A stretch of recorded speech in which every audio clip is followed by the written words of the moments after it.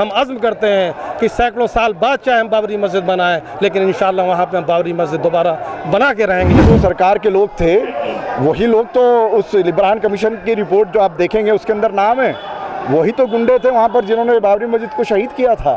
इस देश में आतंकवादियों का राज है। मैं तो कहता हूँ कि किसी ज़माने में रावण और कंस राज हुआ करता था, आज भी रावण और कंस राज से ही बदतर राज चल रहा है। जिस तरह से आप चारों तरफ देख रहे हैं कि बिल्कुल कैद बना दिया है इस धरना प्रदर्शन की जगह को। आप देख रहे हैं कि एक तरफ आपको माइक और अनाउंसमेंट तमाम चीज़ें सुनने को मिल रही है और यहाँ पर बिना माइक के हमने अपनी आवाज़ को बुलंद किया। ये दो गुजराती जो इस देश में राज कर रहे हैं वो दोनों ही, एक को मैं कंस कहता हूँ, एक को रावण कहता हूँ। आज 6 दिसंबर है, बाबरी मस्जिद की शहादत का दिन। बाबरी मस्जिद की बरसी के तौर पर आज के दिन को मनाया जाता है। दिल्ली के जंतर मंतर पर बड़ी संख्या में लोग जमा होते थे और प्रदर्शन करते थे, लेकिन आज वो रीत टूट चुकी है और आज दिल्ली के जंतर मंतर पर उस दायरे में, एक छोटे से दायरे में कि जहां पुलिस प्रशासन बैठा करता है और जहां बैरिकेटिंग ख़त्म हुआ करती है और रोड शुरू हो जाता है, वहां एक छोटी सी जगह प्रशासन के ज़रिए इन लोगों को प्रदर्शन करने के लिए दी गई है और उस पर भी बहुत ज़्यादा मेहनत और मशक्क़त के बाद, काफ़ी बहस व मुबाहिसे के बाद ऐसा क्यों हुआ? क्या बाबरी मस्जिद के लिए आवाज़ उठाने वालों को अब जंतर मंतर पर जगह नहीं मिलेगी? ये एक बड़ा सवाल है।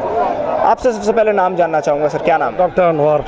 अनवर साहब, सवाल ये है कि पहले प्रदर्शन हुआ करता था बड़े पैमाने पर, लेकिन आज वो रीत टूट गई। आज छोटा सा दायरा आपको दिया गया प्रदर्शन करने के लिए, समय सीमा को बांध दिया गया, 1 घंटे के लिए आप प्रदर्शन करेंगे, लाउड स्पीकर लगाने की इजाज़त नहीं। ऐसा क्यों?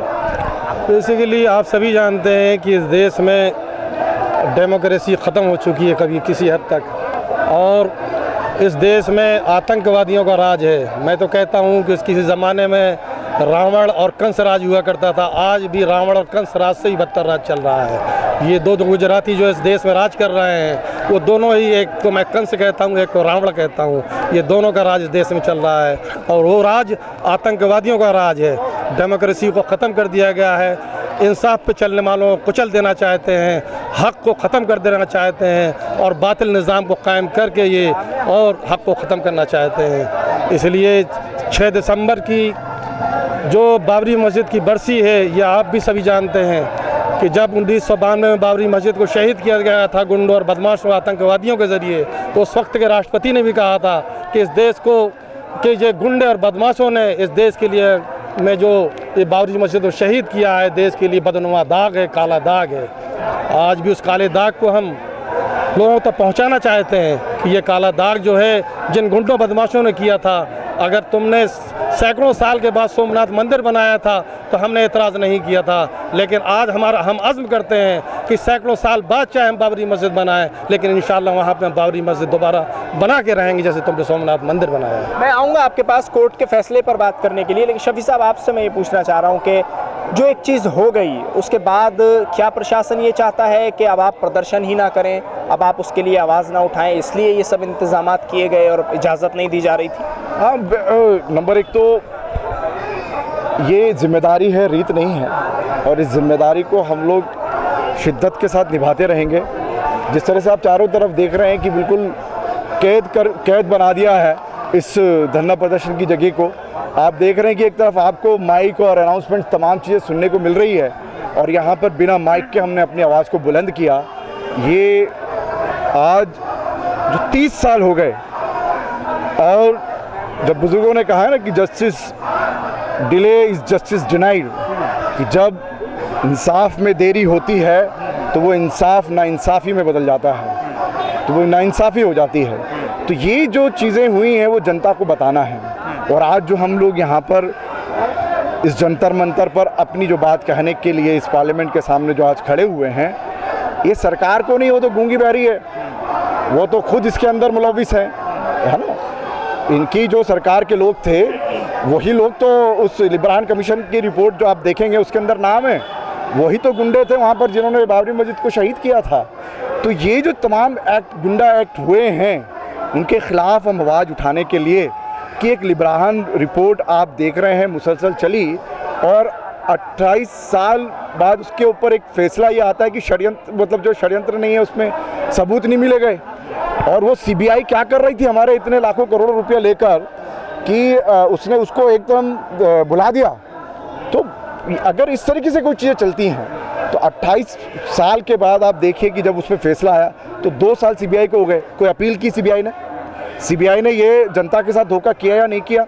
तो आज जो इस नारे के साथ कि एक पर हमला सब पर हमला, जो लोक आज संगठन के साथ तमाम इतने कई जो 50 के करीब जो संगठन थे उन्होंने मिलकर जो ये आवाज़ उठाई है, उस आवाज़ को बुलंद करने का मकसद ये है कि जिस तरह से बाबरी मस्जिद को शहीद किया गया, उसमें जितने जो क्रिमिनल एक्ट हुए थे, जिस क्रिमिनल एक्ट के बारे में खुद जब सुप्रीम कोर्ट का जजमेंट आ रहा था, वो अलग बात है कि वो जो जज हैं वो आज मेंबर ऑफ पार्लियामेंट राज्यसभा हो गए।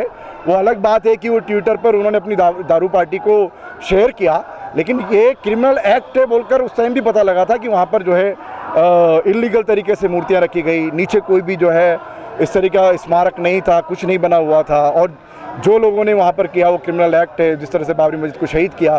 पूरी दुनिया में पल पल की न्यूज़ जो है मिल रही थी रिपोर्टर्स के ज़रिए से, बीबीसी चैनल्स और दीगर दूसरे न्यूज़ मीडिया के ज़रिए से कि अब क्या होने जा रहा है, अब क्या होने जा रहा है।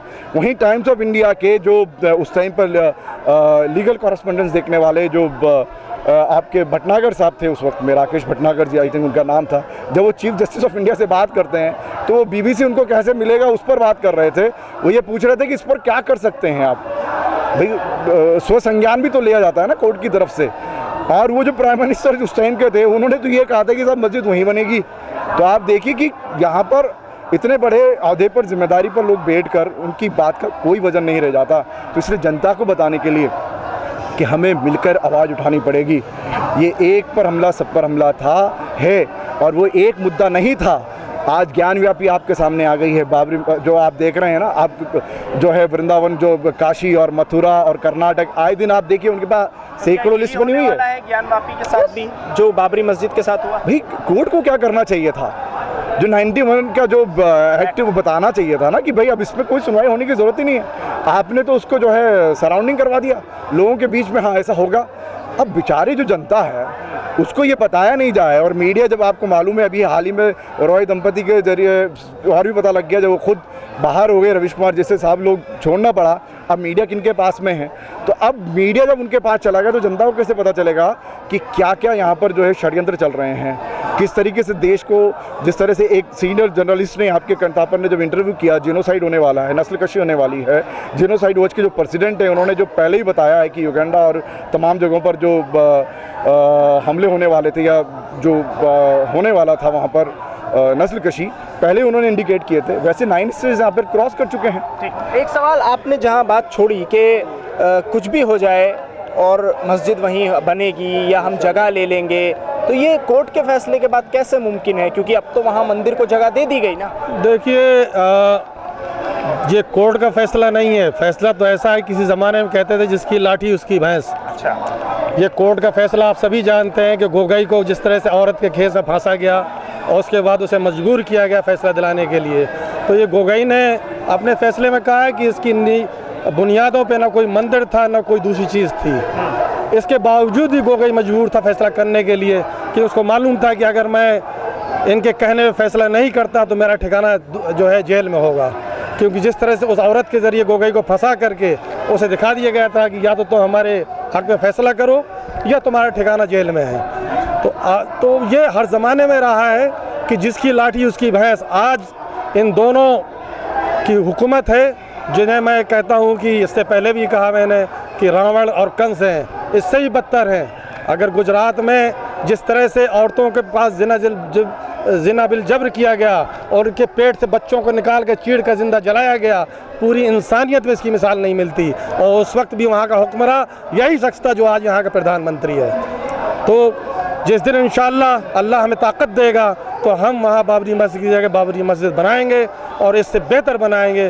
और अल्लाह से उम्मीद करते हैं कि ये मंदिर बनाएं, अल्लाह इनको ही हिदायत दे कि ये इस्लाम में शामिल हों और ये ख़ुद ऐलान कर दें कि अब शिर्क का घर नहीं तौहीद का घर है। शुक्रिया बातचीत करने के लिए। तो इस वक्त दिल्ली के जंतर मंतर पर जो तमाम लोग जमा हुए थे उनको एक छोटा सा दायरा प्रदर्शन करने के लिए दिया गया था, लेकिन इन लोगों का कहना है कि इससे हमारी आवाज़ें नहीं दबाई जा सकती। दिल्ली से कैमरा पर्सन नाजिम के साथ न्यूज़ MX के लिए साहिल नकवी।